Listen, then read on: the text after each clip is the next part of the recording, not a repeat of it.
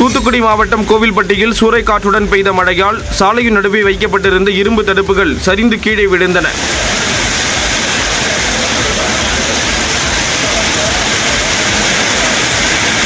கோவில்பட்டி நகர் மட்டுமன்றி கழுகுமலை, கயத்தார், கடம்பூர், எட்டயபுரம், இளையரசனேந்தல், காமநாயக்கன்பட்டி, விளாத்திக்குளம் ஆகிய இடங்களிலும் கனமழை பெய்தது. சிவகாசி மற்றும் அதன் சுற்றுவட்டார பகுதிகளான திருத்தங்கல், பாறைப்பட்டி, சித்துராஜபுரம், மீனம்பட்டி உள்ளிட்ட இடங்களில் கனமழை கொட்டி தீர்த்தது.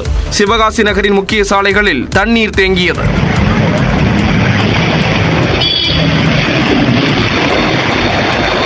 இதேபோல விருதுநகர் மாவட்டம் ஸ்ரீவில்லிபுத்தூரில் வன்னியம்பட்டி, மம்சாபுரம் ஆகிய பகுதிகளில் கனமழை பெய்தது.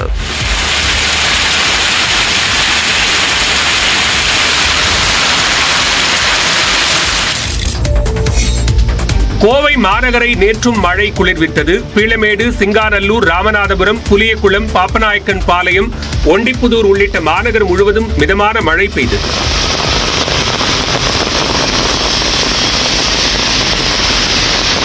திருப்பூர் மாநகர பகுதிகளில் தொடர்ந்து 3வது நாளாக கனமழை பெய்தது. இதேபோன்று அவிநாசி, ஊத்துக்குளி உள்ளிட்ட மாவட்டத்தின் பல்வேறு இடங்களில் மழை வெளுத்து வாங்கியது.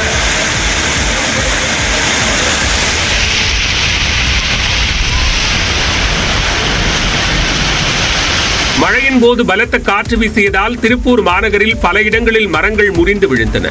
இதனால் குள்ளேகவுண்டன்புதூர், குளத்துப்புதூர், கோழிப்பண்ணை, மத்திய பேருந்து நிலையம் சுற்றுவட்டார பகுதிகளில் 3 மணி நேரத்திற்கும் மேலாக மின்சாரம் துண்டிக்கப்பட்டது.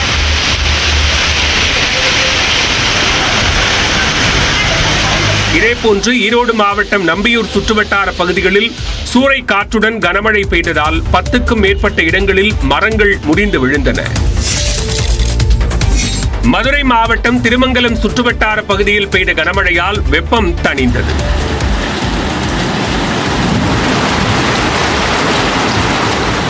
தேனி நகர்ப்பகுதிகள் மற்றும் அரண்மனைப்புதூர், பழனிச்செட்டிப்பட்டி, வீரபாண்டி, சின்னமனூர் உள்ளிட்ட மாவட்டத்தின் பல்வேறு பகுதிகளிலும் மிதமான மழை பொழிந்ததால் குளிர்ச்சியான சூழல் நிலவியது.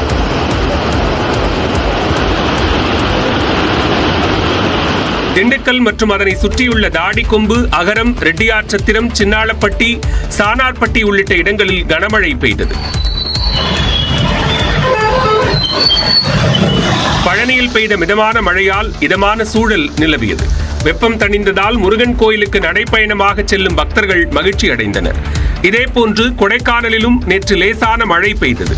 கரூர், மாயனூர், லாலாப்பேட்டை, குளித்தலை, ஐயர்மலை உள்ளிட்ட இடங்களிலும் மழை பெய்ததால் கோடை வெப்பம் தணிந்தது. வங்கக்கடலில் புதிய காற்றழுத்த தாழ்வு பகுதி உருவாக வாய்ப்புள்ளதாக வானிலை ஆய்வு மையம் தெரிவித்துள்ளது. தமிழ்நாடு மற்றும் புதுச்சேரியில் இன்றும் மிதமான மழை நீடிக்கும் என வானிலை ஆய்வு மையம் தெரிவித்துள்ளது. தென்கிழக்கு வங்கக்கடல் பகுதிகளில் வளிமண்டல மேலடுக்கு சுழற்சி நிலவுவதாகவும் இதன் காரணமாக தெற்கு வங்கக்கடல் பகுதியில் அடுத்த 48 மணி நேரத்தில் காற்றழுத்த தாழ்வு பகுதி உருவாக வாய்ப்புள்ளதாகவும் கணித்துள்ளது. சென்னையில் வெப்பநிலை மிதமாகவே இருக்கும் எனவும் ஒரு சில இடங்களில் லேசான மழை பெய்யக்கூடும் எனவும் வானிலை ஆய்வு மையம் குறிப்பிட்டுள்ளது. இதனிடையே இந்த மாதத்தில் கோடை வெயில் கொளுத்தாது என தனியார் வானிலை ஆய்வாளர் பிரதீப் ஜான் கணித்துள்ளார். அடுத்த